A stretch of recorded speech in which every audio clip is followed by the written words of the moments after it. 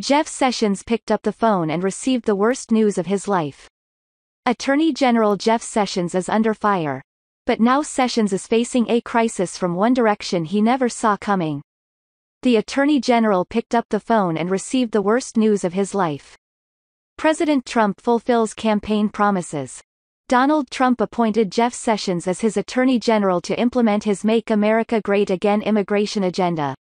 Sessions succeeded in putting President Trump's immigration crackdowns in place.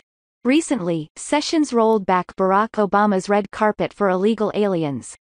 The Attorney General announced he was ending the Obama administration's policy of allowing illegal aliens to gain asylum by claiming they fled their native country due to domestic or gang violence.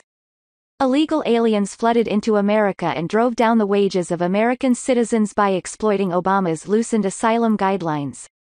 Attorney General Sessions also slammed the brakes on catch and release last month. Democrats were furious. But swamp Republicans quietly seethed. The swamp fights back.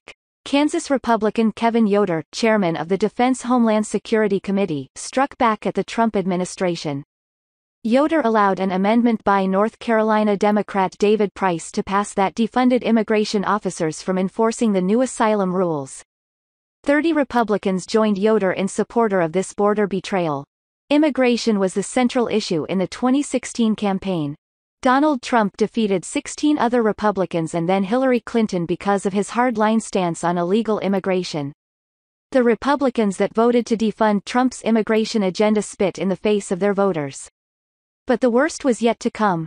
Attorney General Sessions called the 30 Republicans on the committee, including Yoder, to urge them to reject the Price amendment. Yoder refused the request. Breitbart exclusively reported. Sessions' telephone plea was delivered during the markup session for the 2019 Homeland Defense budget, where Yoder, who chairs the House Homeland Defense Appropriations Committee, ensured passage of a Democratic amendment to revive Obama's catch and release policies. Yoder's surprise vote and rebuff of Sessions came one day after Yoder flew with President Donald Trump in Air Force One down to a July 24 Kansas rally. Sessions is Trump's main ally in fighting illegal migration, which is playing a large role in the November midterm elections. Yoder faced intense blowback for spearheading this betrayal. The Cook Report, an outlet that handicaps elections and rates the competitiveness of races, downgraded Yoder's re-election campaign to a toss-up. Yoder sensed he was in danger and engaged in full-scale damage control mode.